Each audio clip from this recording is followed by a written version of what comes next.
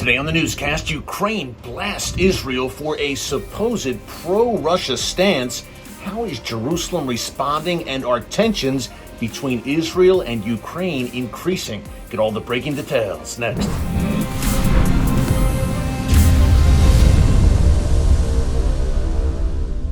Hey folks, Erick Stakelbeck here. Welcome to the Watchman Newscast. I'm coming to you from the beach. As you can tell, I'm not in the usual Watchman studio. I'm on vacation this week, taking a few days at the beach with the family. Don't worry, everyone's still asleep now. I got to you just before everyone wakes up, and we'll head to the beach shortly. But I had to bring you an update on a very important story that the mainstream media has virtually ignored, and that really got lost in the shuffle over the past few days in the midst of the Russian rebellion.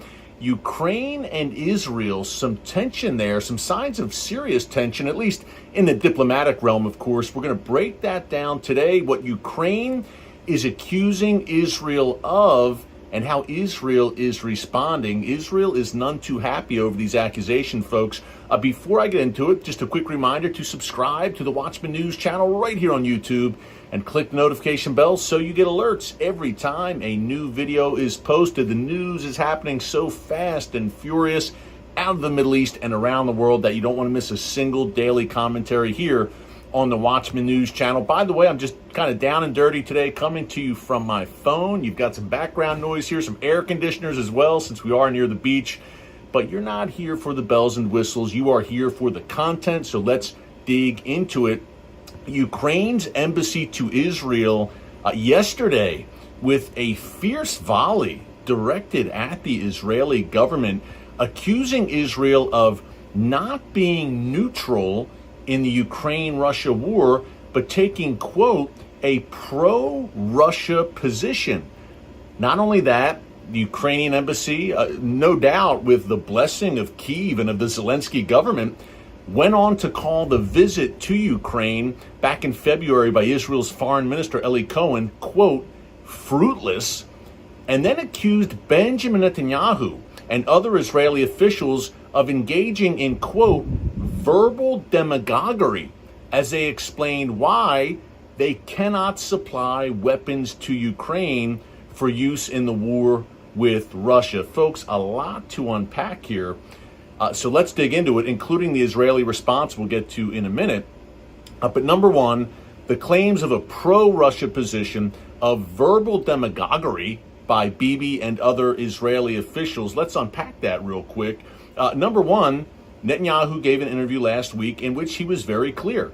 A common sense position saying, look, Israel is in a different situation than France or Germany or the United States when it comes to Ukraine and supporting Ukraine, in that Russia is at our doorstep in Syria. We've discussed this, folks, many times from the newscast. We've laid this out. Whether you agree with it or you don't agree with it, this is where Israel is coming from. They say, look, Russia is at our doorstep in Syria.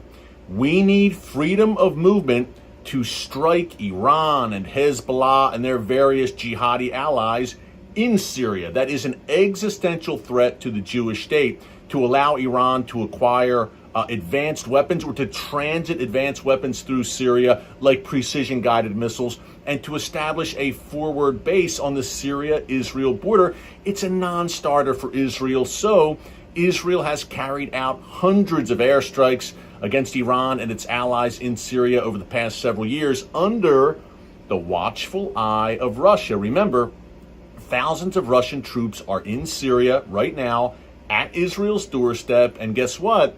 They're closely aligned with Iran and Hezbollah. So Israel has walked this tightrope ever since the Russia-Ukraine war broke out, and even before that, walking a tightrope with Russia. That's why you've seen Netanyahu visit Moscow so many times in the past few years and meet one-on-one with Vladimir Putin, trying to solidify what they call the de-confliction mechanism between Israel and Russia. Whereas Israel says, look, we're coming in, we're going to carry out airstrikes against Iran and Hezbollah in Syria. They give Russia fair warning, and Russia says, okay, we'll stand aside. De-confliction, to make sure that there's not some sort of unintentional conflict between Russia and Israel over the skies of Syria. Israel obviously wants to maintain that situation wants to keep things at least, if not tense, at least civil with Russia, again, to maintain freedom of movement. And Netanyahu said exactly that last week in this interview that Ukraine was outraged about. We need to maintain freedom of movement in Syria. What if, worst case scenario, Russia tries to enforce a no-fly zone over Syria? They say, as we've discussed here in the newscast, we've posited this over the weeks, folks, and over the months, that a day is coming, I believe, where Russia may very well say to Israel, no more. We will no longer permit Israeli airstrikes in Syria against our good friend and ally, Iran. Hey, Russia and Iran have this formal military alliance now. More on that in a minute. And Russia says, no-fly zone, no more Israeli fighter jets coming into the skies of Syria and carrying out these airstrikes. All that said, Israel wants to avoid that kind of situation and avoid getting into some sort of conflict with Russia. Now, I don't think this is too hard to understand. And Netanyahu again said last week, look, he essentially said to Ukraine, you've got Britain, France, Germany, the United States, you've got the entire European Union, you've got all of NATO behind you. And yet Ukraine continues to push and push Israel, demanding Israel has already supported Ukraine, by the way, in several ways. Number one, at least $22 million in humanitarian aid to Ukraine, and more coming. Number two, Israel is planning to supply early warning systems to Ukraine as well for use in the conflict with Russia. So, look, Israel also, perhaps most importantly, has gone to bat for Ukraine in international forums, including at the UN, and has condemned Russia's invasion of Ukraine. And yet Ukraine continues to push and demand more overt Israeli support, in particular, folks, Israeli military aid to Ukraine. Netanyahu said last week during that interview that I mentioned, he said, hey, look, if we send, say, Iron Dome and advanced Israeli weaponry and technology to Ukraine, what if it falls into the wrong hands? Meaning Russia giving it to the Iranian regime, sharing this captured Israeli technology with Iran and the likes of Israel's enemies. So Israel, understandably, I believe, is very, very cautious on that end as well. And Ukraine essentially responded and called that a ridiculous claim.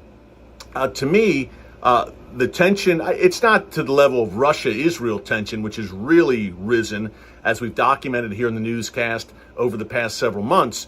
But Ukraine and Israel, this diplomatic back and forth, I'm not sure what Ukraine is getting at here. They've got, again, all of NATO, all of EU, the United States behind them. Why continue to pressure and prod Israel? And by the way, Israeli officials are also concerned that over 1 million Russian-speaking natives live in Israel right now. So again, Israel is walking a tightrope here, but it's Israel can't win either way, folks, it seems, right? If they come out more fully in support of Ukraine, go all in, supply Iron Dome or supply other advanced technology, that infuriates Russia, and Russia perhaps causes real problems for Israel in Syria. On the flip side, if Israel stays neutral, Ukraine is furious about it and slams Israel before the eyes of the world. And if Israel even meets with Russian officials just to try and maintain contact there and maintain civil relations at least, Ukraine blasts Israel as well. On the flip side, if Israeli officials meet with Ukrainian officials, that angers Russia. Folks, Israel is in a no-win situation here, it seems, and ultimately, who knows what's going to happen with Israel and Ukraine, but ultimately we know the prophetic implications of Israel and Russia. Eventually, I believe a great betrayal is in the works, where Russia will turn against Israel in a major way, in a prophetic way, as laid out in the war of Gog and Magog, which is described in the book of Ezekiel, chapters 38 and 39. That day is coming. We see the seeds planted for it now. At the end of the day, Russia is aligned with Israel's greatest enemy, Iran, a force that wants to wipe Israel off the map. So I don't see how the Israel-Russia relationship can, in the long run, survive the Russian-Iran alliance. That's exactly what it is. A lot going on down here from the beach. And we didn't even get into the rebellion this week, the Wagner group, and all the fallout there. More on that coming this week as well. But in the meantime, thanks so much for joining us here today on the Watchman Newscast. Until tomorrow, God bless you. And remember, never hold your peace. Hey everyone, thanks for checking out the Watchman Newscast. Make sure you hit the subscribe button so you never miss an upload, and tap the bell icon so you're notified every time a new video is posted. And don't forget to share your thoughts, insights, and comments below. Thanks for watching. We'll see you back here tomorrow.